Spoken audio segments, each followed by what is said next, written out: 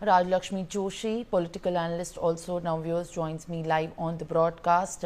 Ma'am, at this point of time, in fact, a lot is being said about how many contributions it has been to be witnessed made by Dr. Manmohan Singh, and also very particularly how exactly the world is remembering Mr. Singh as a very good economist and a very calm politician as well. Even the one who could say, who could also put his point forward without demeaning anybody else. And at this point, I would like to know from you, how exactly are you remembering the contributions, and what can you recall what made by Dr. Singh? Then very firstly, my heartfelt condolences on the passing away of the former Prime Minister Manmohan Singh ji. Uh, I have always thought of him less as a politician and more as an economist. And also, the kind of words that come to mind are, you have also been saying it, soft, quiet, dignified. Those are the kind of words, those are the kind of adjectives that actually define him, perhaps. And though some of it has caused a little bit of criticism also from some of his opponents, but even then, he has always maintained a very dignified kind of a presence in parliament and outside as well. So he is one of the few parliamentarians, I would say. He was extremely dedicated in the sense that even PM Modi has rightly pointed out that even when it came to some of the some voting in the Rajya Sabha, where he knew that they did not have the numbers, even then, even in a wheelchair, even when he was unwell, he did make it a point to come for the voting.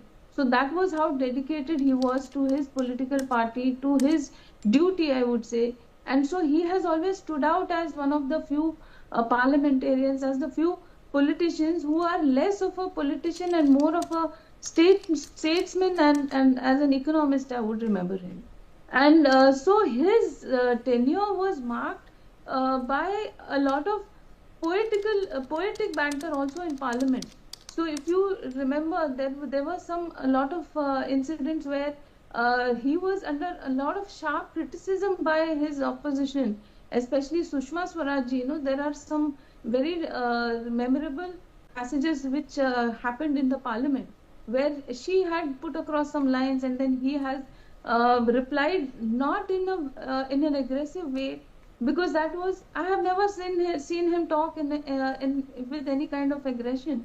So he replied in a poetical manner also. So there was this poetic banter, which is very rare if you look at it in parliament. So he was one of the few people who could actually do that. So a highly learned person. Like I said, he came across more as an economist. So he has had all these roles of a chief economic advisor, the RBI governor, and that of the finance minister. So all of that, actually, I think he will, like he has rightly said in his last press conference, he said that history will be kinder to him than the current media.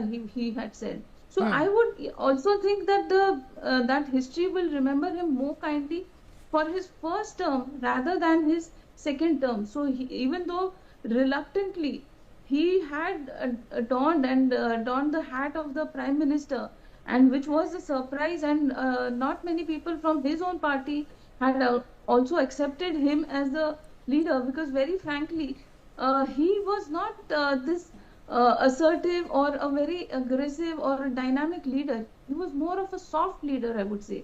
So his second tenure was more about there were a lot of scams, though, even though, like Ravinder ji was talking about how he personally was not involved in any cases of corruption, but then he was accused of going soft on a lot of corruption cases, especially the 2G and the coal case.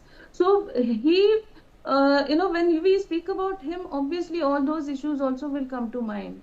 So those issues also were there. So all those instances where he went a little soft on the people involved in those scams. So because this was an alliance government, and obviously they relied a lot of it.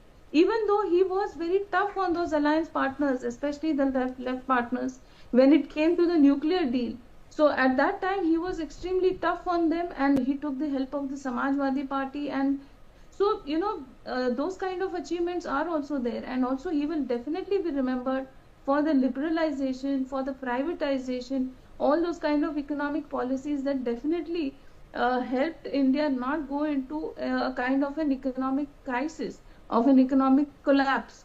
So those issues also were there. So those kind All of right. memories also will be there. All right, Rajashmi Joshi and Rabinder Sachdev, thank you for in fact speaking to us.